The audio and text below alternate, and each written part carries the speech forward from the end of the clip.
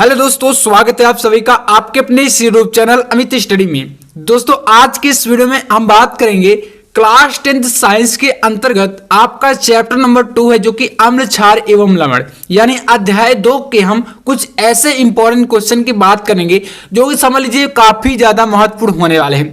और आज के इस वीडियो को देखने के बाद आपका अध्याय 2 है, इससे जितने भी क्वेश्चन हैं सारे क्वेश्चन आपके खत्म होने वाले हैं, यानी कि आपका आज पूरा चैप्टर इस वीडियो में समाप्त होने वाला है।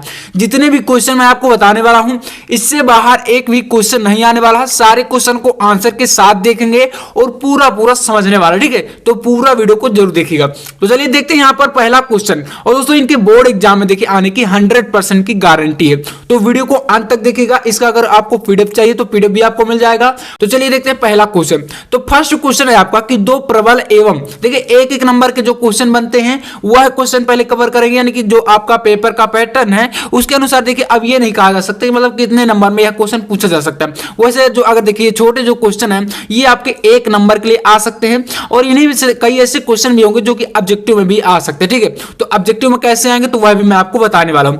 तो देखिए पहला क्वेश्चन है कि दो प्रबल एवं दो दुर्बल क्षारकों के नाम बताइए। तो इस क्वेश्चन में देखिए आपका काफी इंपॉर्टेंट है। तो यहां पर प्रबल क्षार की बात करें तो आपका NaOH जो सोडियम हाइड्रोक्साइड होता है, और आपका KOH मतलब कि पोटेशियम हाइड्रोक्साइड, ये क्या है प्रबल क्षार हो जाएंगे। अब इसी प्रकार से जैसे ऑब्जेक्टिव में आ जाएगा तो वहां पर दिया रहेगा कि इनमें से कौन सा प्रबल क्षार है। अब वहां पर एक विकल्प में आपका NaOH दे दिया, बाकी के तीन आपके इन्हें दो देगा, और एक आपका और कोई यौगिक दे दिया जाएगा। तो इसमें से क्या पहचानेंगे आप लोग? कहेंगे कि यहाँ पर प्रबल क्षार का जो आपका जो मतलब यहाँ पर NaOH मिल जाएगा या तो KOH मिल जाएगा, तो वहां पर आपका एक करेक्ट हो जाएगा। तो इस प्रकार से ऑब्जेक्टिव में भी क्वेश्चन बन जाते हैं, ठीक है। तो चलिए दुर्बल क्षार आपका क्या है तो NH4OH यानी अमोनियम हाइड्रोक्साइड, और यहाँ पर MgOH का होल ट्वाइस, ये आपके दो जो है आपके दुर्बल क्षार हो जाएंगे। इसके बाद नेक्स्ट क्वेश्चन है आपका धोने के सोडे को दो उपयोग बताइए।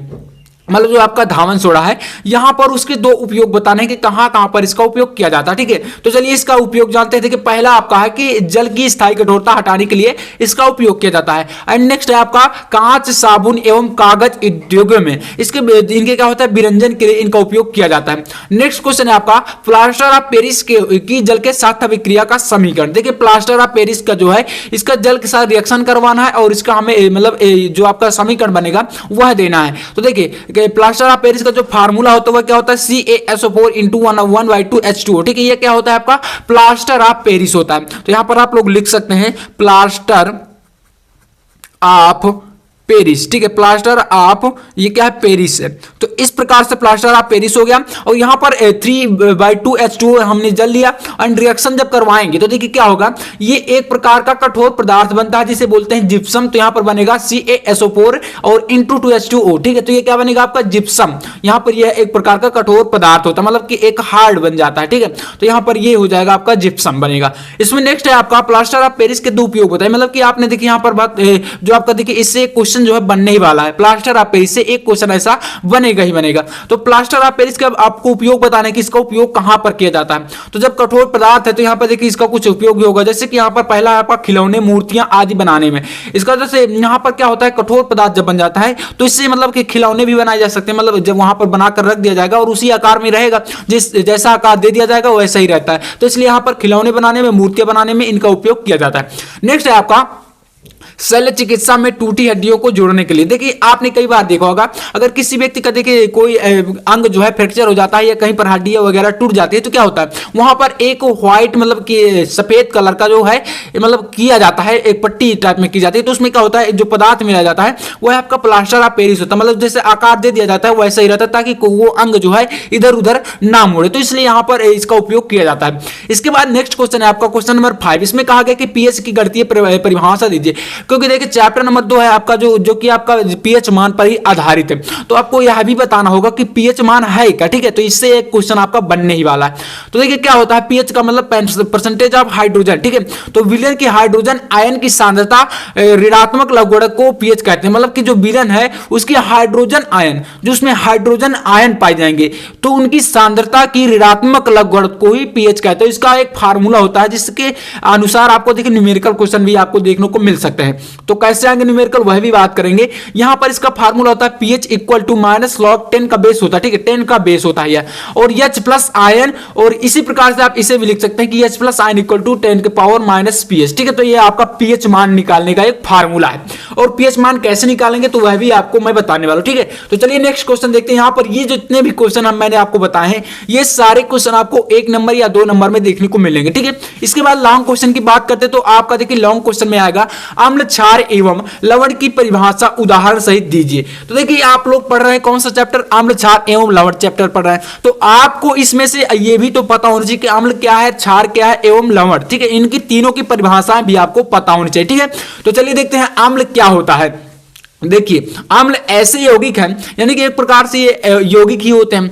तो ऐसे यौगिक जिनके जलीय विलयन में H3O+ मतलब कि यहां पर क्या होते हैं, हाइड्रोनियम आयन, ठीक है, इसे बोलते हैं H3O+ आयन उपस्थित रहते हैं और ये स्वाद में खट्टे होते हैं, ठीक है। तो मतलब कैसे होते हैं, स्वाद में खट्टे होते हैं। अब कई स्टूडेंट ऐसा करते हैं कि आपसे जैसे परिभाषा पूछी गई तो आप लोग कह देंगे कि ऐसे यौगिक जो स्वाद में खट्टे होते हैं वह अम्ल कहलाते हैं। तो देखिए ऐसा आपका परिभाषा जो है राइट नहीं माना जाएगा।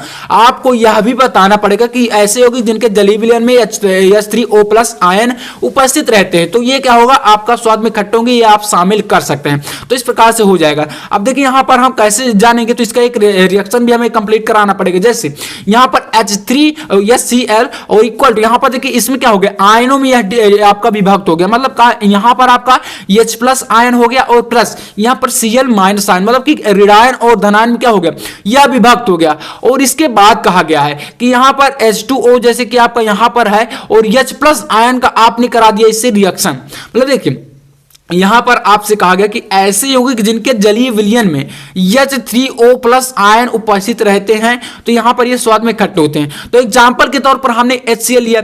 HCl आपका क्या है, यह एक प्रकार का अम्ल है, ठीक है, हाइड्रोक्लोरिक एसिड जो होता है यह एक क्या है, अम्ल है। और यहां पर अम्ल जब अपने आयनों में टूटेगा और यहां पर धनायन का रिएक्शन जब हम जल से करवा देंगे तो यहां पर H3O+ आयन यानी हाइड्रोनियम आयन बनता है और ऐसे आपके यौगिक जो है कहलाते हैं अम्ल, ठीक है। तो चलिए बात करते हैं क्षार की। क्षार क्या है, तो देखिए ऐसे यौगिक जो जलीय विलयन में उपस्थित H+ आयन से संयोग करके लवण तथा जल बनाते हैं और ऐसे यौगिक कहलाएंगे आपके क्षार। तो देखिए यहां पर बात करते हैं, कहा गया कि जलीय विलयन में उपस्थित H+ आयन से संयोग करके, तो यहां पर पहले हम एक क्षार लेंगे जैसे NaOH, ये क्या है आपका एक प्रबल क्षार है और इसमें हम अगर इसे विभक्त करेंगे तो Na+ आयन और ये OH- आयन यानी कि आपका धनायन और ऋणायन क्या हो गया, अलग हो गया। इसके बाद इसको हम जल से रिएक्शन मतलब कि करवाएंगे यहां पर, तो OH- को आयन को हमने लिया और एक हमने H+ आयन लिया और इक्वल टू आपका यहां पर देखिए बना H2O। और यहां पर आप लोग इस रिएक्शन को देख सकते हैं, ये क्या है आपका उत्क्रमणीय अभिक्रिया का चिन्ह होता है, मतलब कि अभिकारक से उत्पाद और उत्पाद से अभिकारक यह कन्वर्ट होता रहता है, ठीक है। तो ये आपकी उत्क्रमणीय अभिक्रिया होती है। इसके बाद बात करते हैं लवण की। देखिए लवण क्या होते हैं, ऐसे यौगिक होते हैं जो जलीय विलयन में अथवा पिघली हुई अवस्था में धनात्मक आयन यानी H+ के साथ अतिरिक्त तथा ऋणात्मक आयन यानी OH के अतिरिक्त में वियोजित हो जाते हैं। मतलब यहां पर ये ऐसे यौगिक होते हैं जो कि आपके जलीय विलयन में पिघली हुई अवस्था में या जलीय विलयन में, ठीक है, धनात्मक आयन H+ के अतिरिक्त और ऋणात्मक आयन OH के अतिरिक्त, मतलब इनमें दोनों में कन्वर्ट नहीं होंगे, इनके अतिरिक्त किसी अन्य आयनों में जो टूटते हैं वही आपके या वियोजित होते हैं, वही आपके कहलाते हैं लवण। तो चलिए नेक्स्ट क्वेश्चन देखते हैं। क्वेश्चन नंबर 2 है आपका कि एक मिलन का हाइड्रोक्साइड आयन सांद्रण 1 × 10⁻⁻10 मोल प्रति लीटर है, ठीक है। यहां पर इस प्रकार के न्यूमेरिकल आने वाले हैं और इस मिलन का pH मान निकालिए। तो देखिए यहां पर क्या होगा, OH- आयन का आपका क्या दिया, हाइड्रोक्साइड आयन की जो सांद्रता होगा कितनी दी है, तो 1 × 10⁻10 मोल प्रति लीटर है। तो OH- आयन के आपका दिया है तो यहां पर ये हो गया मोल प्रति लीटर में।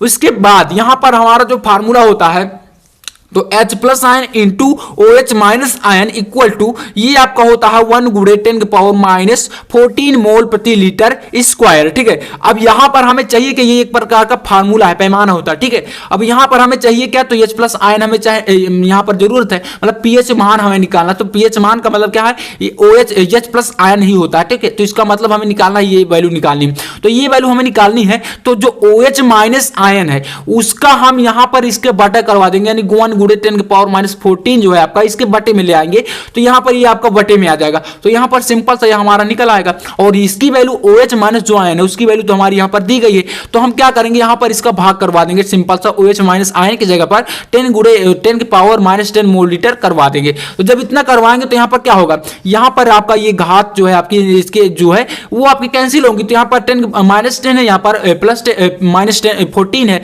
तो दोनों का क्या हो जाएगा, घट जाएंगे। तो यहाँ पर -4 बचेगा और ऊपर क्या है मोल प्रति लीटर स्क्वायर है पूरे का। तो यहाँ पर एक जो आपका 2 है यहाँ पर और आपका एक यहाँ पर जो आपका OH माइनस आयन है इसमें आपका मोल प्रति लीटर है और यहाँ पर क्या है मोल प्रति लीटर का होल ऑफ स्क्वायर है। तो एक आपका घात से कट जाएगा तो यहाँ पर मोल प्रति लीटर बच जाएगा। तो H प्लस आयन की जो सांद्रता हुआ कितनी आई यानी pH मान आपका यहाँ पर आपका आएगा 10 की पावर -4 मोल प्रति लीटर। अब हमने फार्मूला जो पढ़ा था H plus ion equal to 10 की पावर माइनस pH। अब यहाँ पर pH इक्वल टू आपका 4 जाए क्योंकि यहाँ पर माइनस pH है। अब pH हमारा यहाँ पर इसका जो वैल्यू है वही pH है। तो यहाँ पर आप लोग देख सकते हैं H plus ion equal to 10 की पावर -4 है। तो हमारा माइनस तो यहाँ पर फार्मूले में है तो ये माइनस से माइनस कैंसिल हो जाएगा और pH की वैल्यू आपकी हो जाएगी 4। तो यहाँ पर pH मान कितना आ गया आपका 4 आ गया। तो सिंपल सा इस प्रकार से आपको न्यूमेरिकल क्वेश्चन करने होते हैं और यही काफी इंपॉर्टेंट क्वेश्चन है। तो नेक्स्ट वीडियो में भी आप इससे संबंधित जितने भी चैप्टर में आपके ऑब्जेक्टिव क्वेश्चन है वह भी कवर करा देंगे। तो यहाँ पर उम्मीद है आपको वीडियो काफी पसंद आया होगा। वीडियो पसंद आया तो लाइक कर देना और चैनल पर आए हो तो यार सब्सक्राइब कर लेना अगर आप भी बोर्ड एग्जाम में अच्छा करना चाहते हैं तो चलिए मैं मिलता हूं आपसे अगली वीडियो में, तब तक के लिए जय हिंद, वंदे मातरम।